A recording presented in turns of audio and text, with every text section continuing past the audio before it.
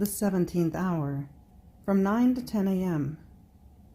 Jesus is crowned with thorns. Presented to the people, Ecce Homo. Jesus is condemned to death. My Jesus, infinite love, the more I look at you, the more I understand how much you suffer. You are already completely lacerated. There is not one point left whole in you.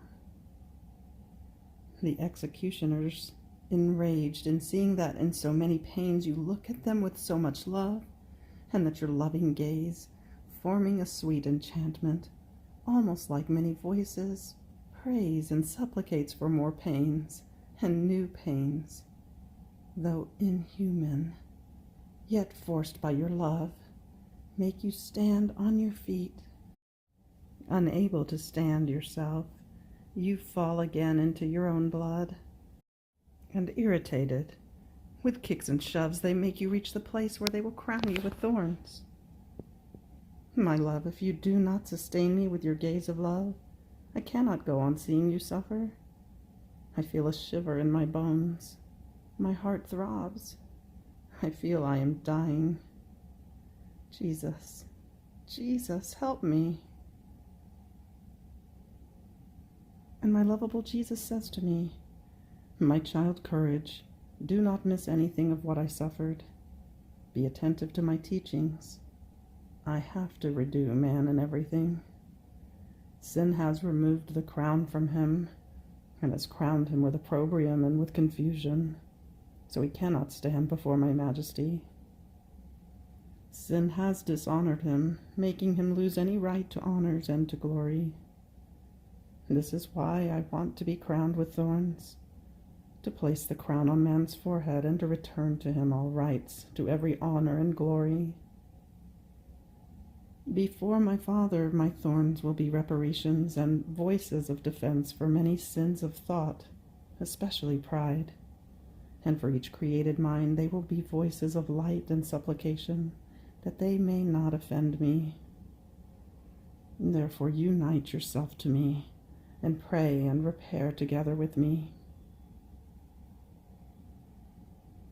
Crown Jesus, your cruel enemies make you sit. They place a rag of purple on you. They take the crown of thorns, and with infernal fury they put it on your adorable head. Then by blows of a rod they make the thorns penetrate into your forehead, and some of them reach into your eyes, into your ears, into your skull, and even behind your neck. My love, what torment and what unspeakable pains! How many cruel deaths you suffer! Your blood now pours down upon your face in such a way that one can see nothing but blood. But under those thorns and that blood, your most holy face appears, radiant with sweetness, with peace, and with love. And the executioners, wanting to complete the tragedy, blindfold you, place a reed in your hand as scepter, and begin their mockeries. They hail you, King of the Jews. They beat you on the crown. They slap you and say to you, guess who hit you? And you remain silent. You answer by repairing for the ambition of those who aspire to kingdoms, to dignities, to honors, and for those who, finding themselves in positions of authority and behaving incorrectly, cause the ruin of the peoples and of their souls, which had been entrusted to them. And their evil examples push others toward evil and cause the loss of souls. With this reed you hold in your hand, you prepare for so many works, good but empty of interior spirit, and also done with evil intentions. In the insults and the blindfold, you repair for those who ridicule the holiest things, discrediting them and profaning them. And you also repair for those who blindfold the sight of their intelligence in order not to see the light of truth. With this blindfold, you impetrate that the blindfolds of passions, of riches, and of pleasures may be removed from us. My King Jesus, your enemies continue with their insults. The blood that flows from your most holy head is so much that, reaching your mouth, it prevents you from letting me hear clearly your most sweet voice, and so I cannot do what you do. Therefore I come into your arms.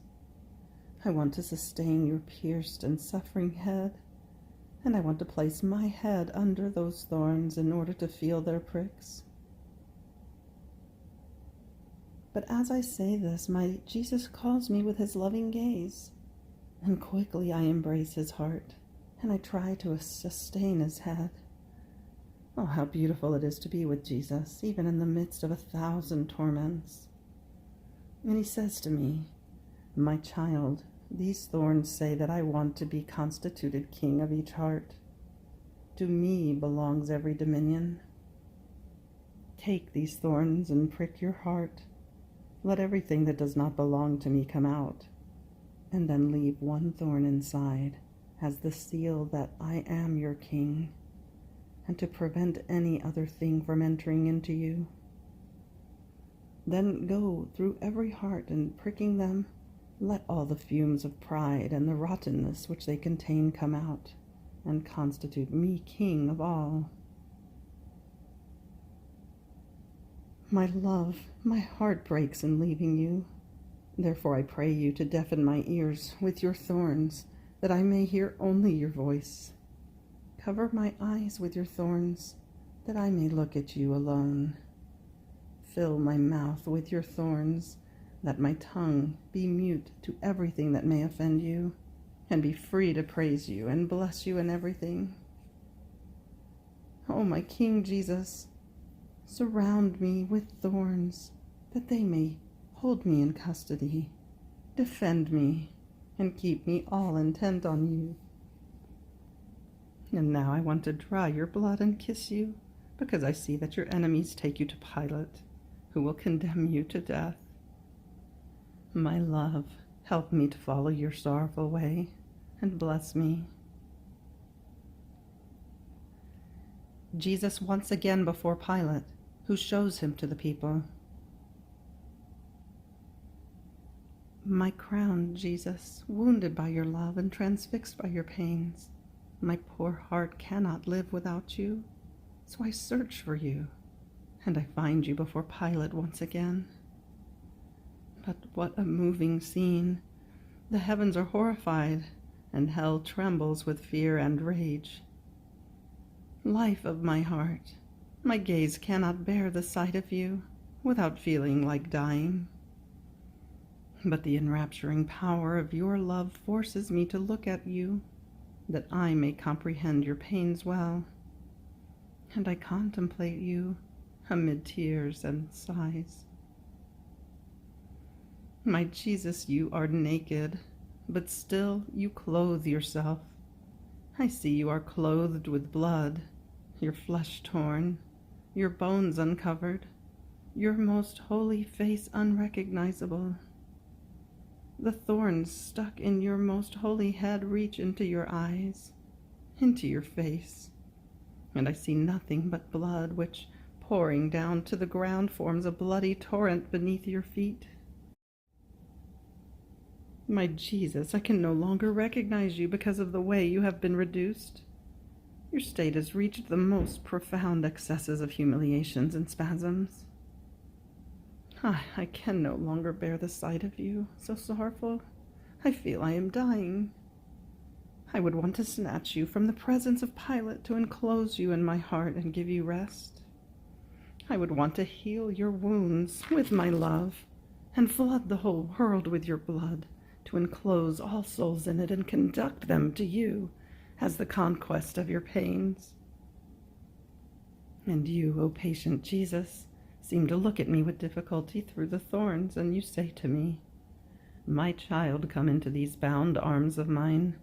Place your head on my chest, and you will see pains more intense and bitter, because what you see on the outside of my humanity is nothing but the outpouring of my interior pains.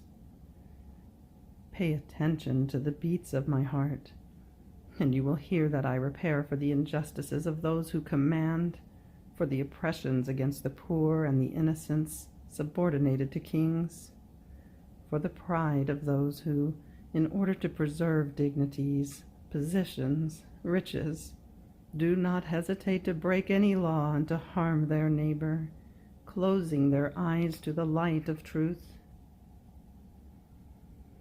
With these thorns I want to shatter the spirit of pride of their lordships, and with the holes that they form in my head, I want to open my way into their minds, in order to reorder all things in them according to the light of truth. By remaining so humiliated before this unjust judge, I want to make everyone understand that only virtue is what constitutes man king of himself.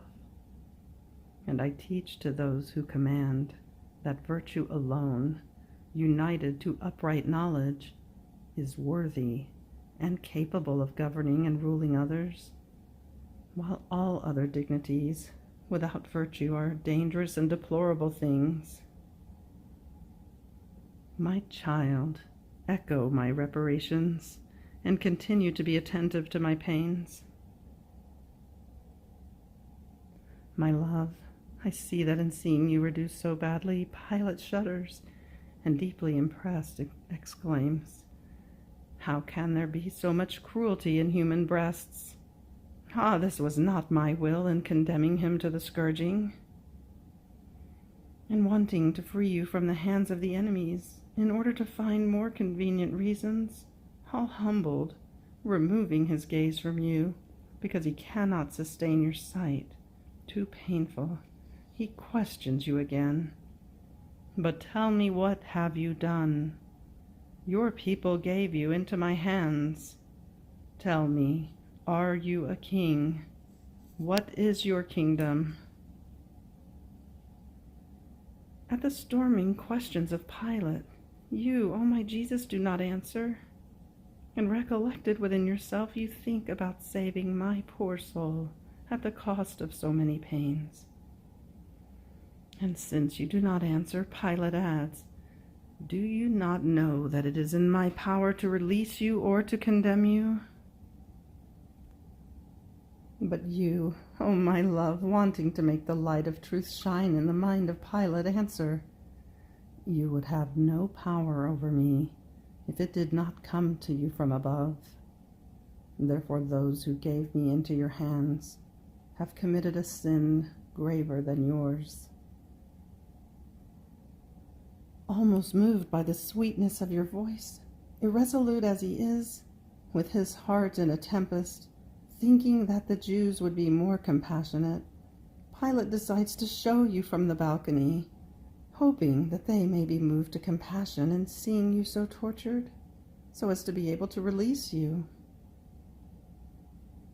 Sorrowful Jesus, my heart faints in seeing you follow Pilate.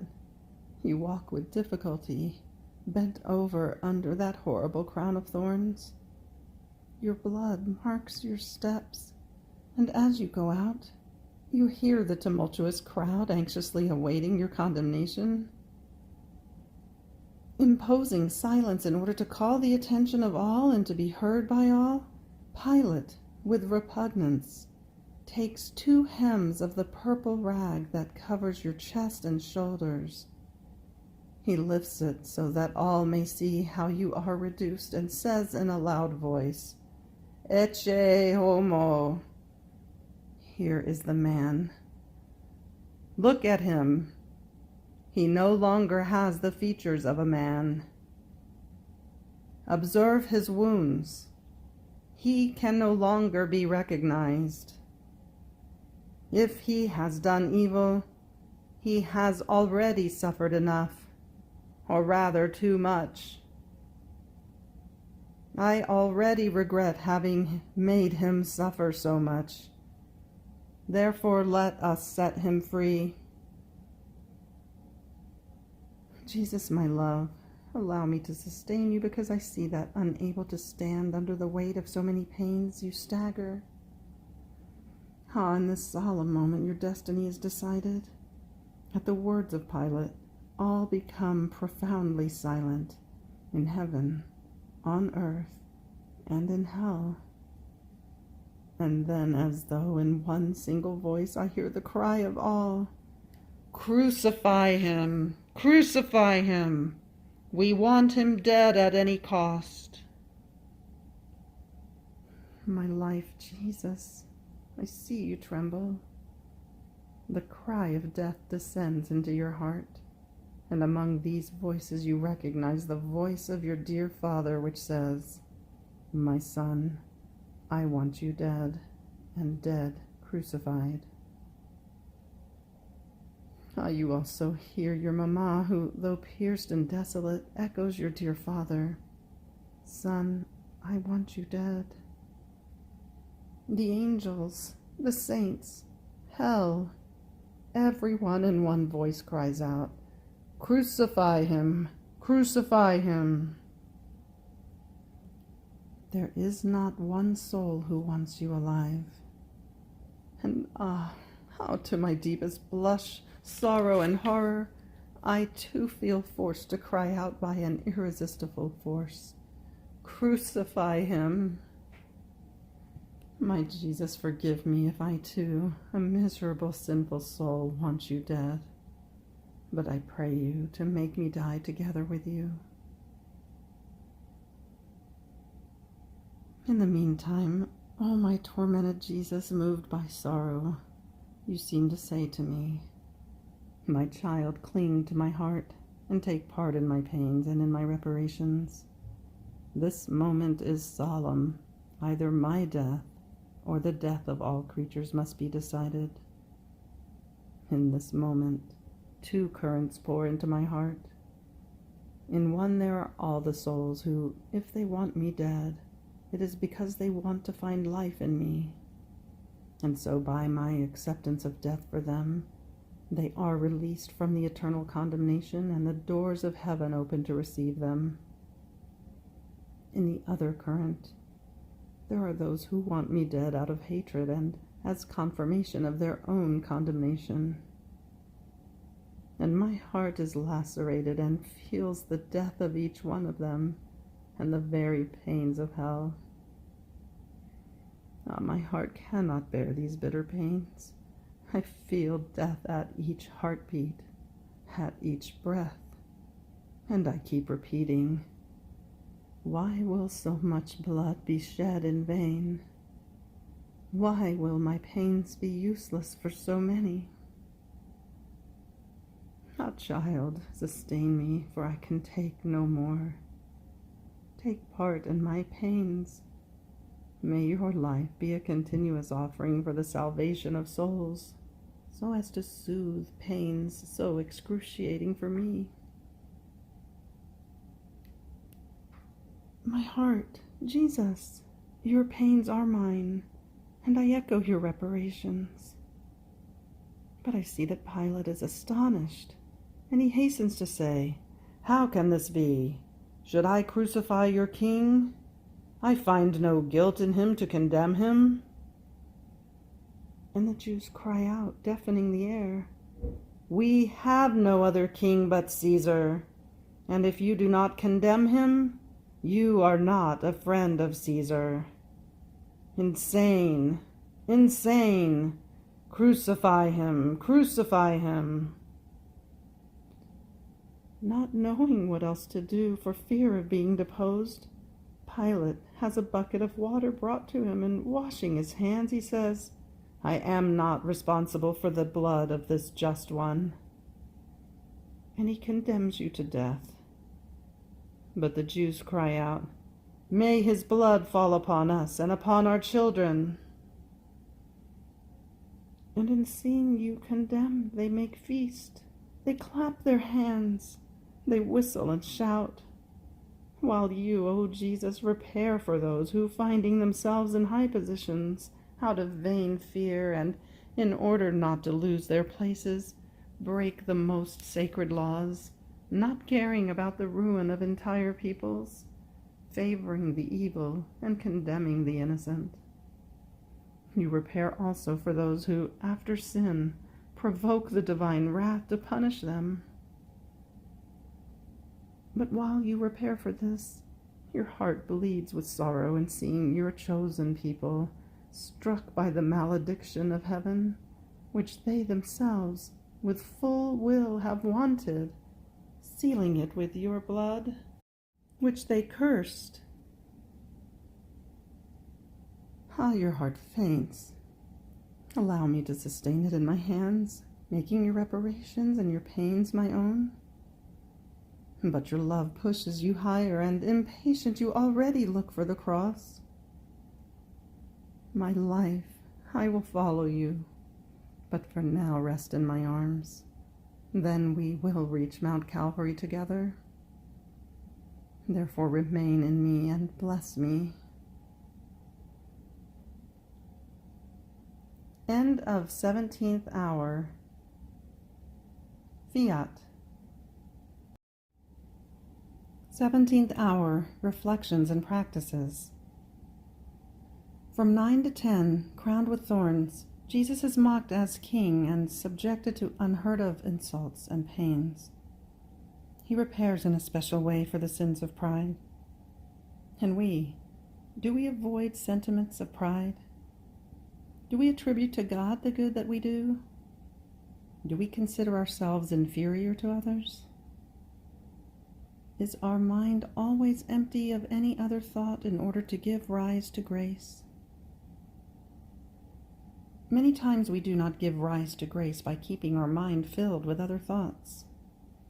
Then, since our mind is not completely filled with God, we ourselves cause the devil to bother us, and maybe we even foment temptations.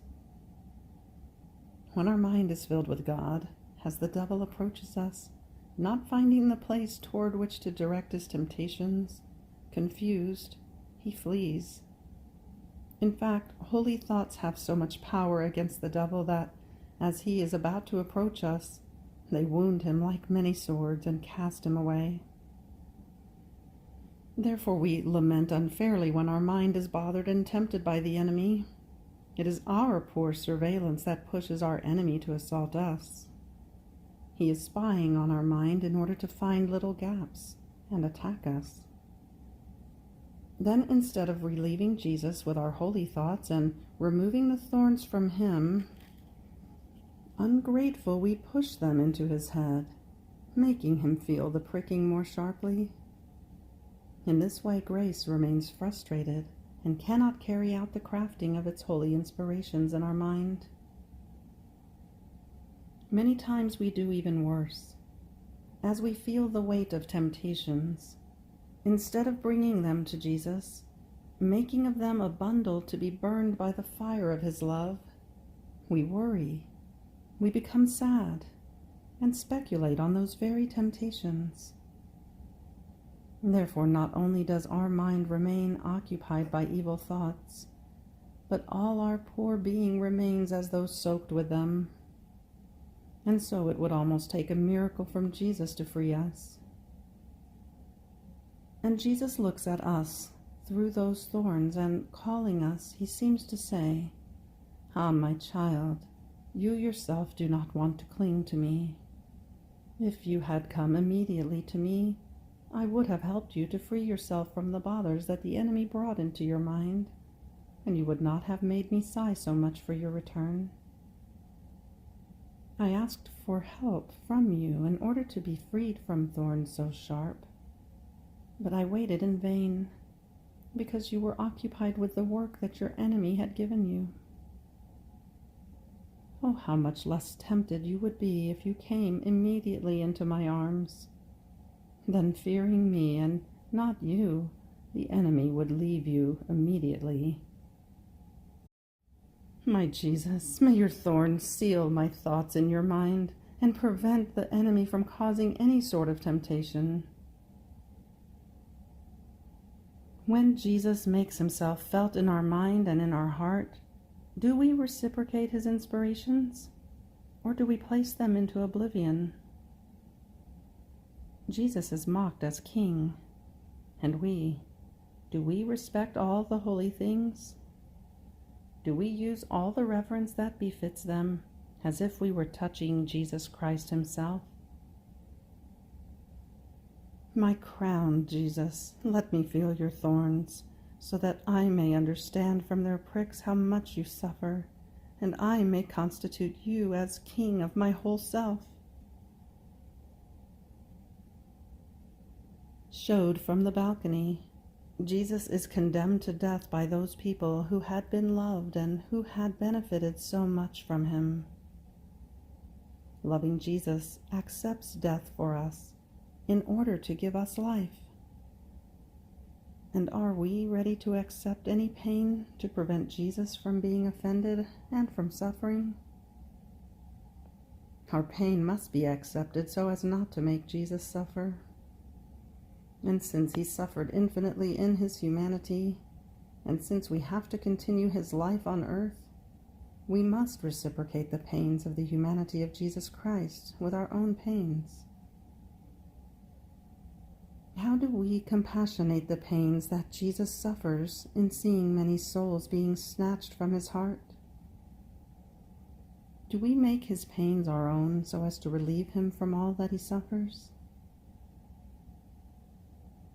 The Jews want him crucified so that he may die like a criminal, and that his name be erased from the face of the earth. And do we strive to let Jesus live on earth?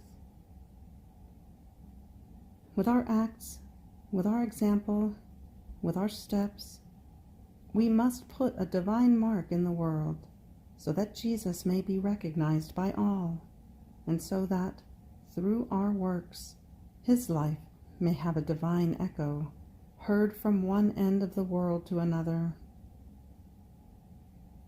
Are we ready to give our own life so that beloved Jesus may be relieved of all the offenses?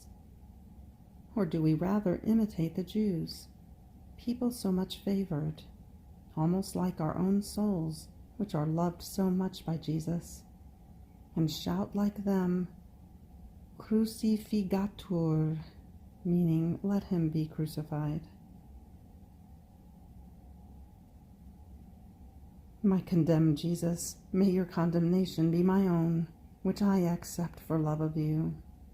And in order to console you, I will pour myself continuously in you, to bring you into the hearts of all creatures, to make you known to all, and to give your life to all.